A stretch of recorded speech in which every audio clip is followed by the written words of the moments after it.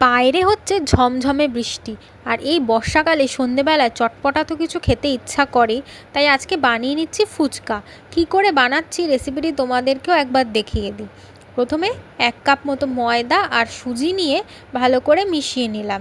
তার মধ্যে একে একে একটু রিফাইন্ড তেল, বেকিং সোডা দিয়ে ভালো করে মিশিয়ে নিচ্ছি। ভুলেও কিন্তু কেউ নুন দেবে না। ভালো করে মিশানোর পর তারপর দিয়ে দিচ্ছি অল্প অল্প করে জল। নুন দিলে কিন্তু জিনিসটা আর মচমচে হবে না। দেখো, এরকম মাখাটা একটু শক্ত টাইট করে মাখতে হবে। তারপর আমি 1 ঘন্টা রেস্টে রেখে দিচ্ছি। 1 ঘন্টা পর আমি এসে এগুলোকে ছোট ছোট করে হাতের সাহায্যে লেচি করে নিচ্ছি। তোমরা কিন্তু 1 ঘন্টা রেস্টে রাখবে, মিনিমাম 1 থেকে 1.5 ঘন্টা। তারপরে আমি এগুলোকে ছোট্ট ছোট্ট করে একটুখানি আটার গুঁড়ো দিয়ে বেলে নিচ্ছি। দেখো, এরকম ছোট ছোট করে বেলে নেবে হাতের সাহায্যে। দেখো, এক এক করে আমার মোটামুটি প্রায় অনেকগুলোই বেলা হয়ে গেছে। এবার আমি আরও 1 ঘন্টা ওটাকে ওইভাবে রেখে দেবো। 1 ঘন্টা পরে আমি কড়াইতে তেল দিচ্ছি গরম হওয়ার জন্য। তারপর প্রথমে আমি একটা দিয়ে তোমাদেরকে দেখিয়ে নিচ্ছি। দেখো কীরকমভাবে ফুলে উঠছে। আর এটা ভাজার সাথে সাথে আমি দেখেও নিলাম যে তেলটা গরমও হয়ে গেছে। এবার আমি আস্তে আস্তে করে একবারে 2-3টে করে ভাজবো। দেখো, তারপরে আমি আবার কয়েকটা দিয়ে নিচ্ছি তেলের মধ্যে। দেখো কীরকম ফুলে ফুলে উঠছে, কত সুন্দর হয়েছে ফুচকাগুলো।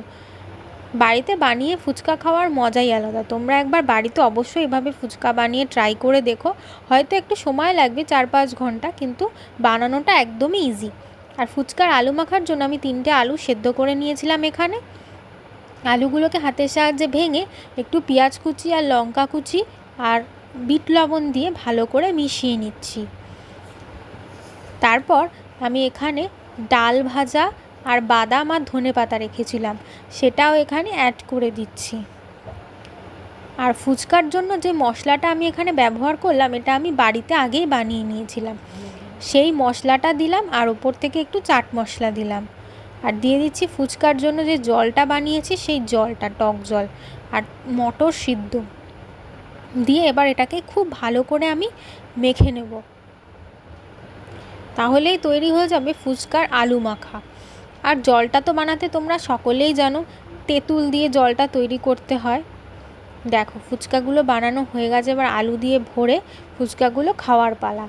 তোমরা ঠিক এভাবেই বাড়িতে ফুচকা বানিয়ে একদিন খেয়ে দেখো, আশা করি তোমাদের খুবই ভালো লাগবে।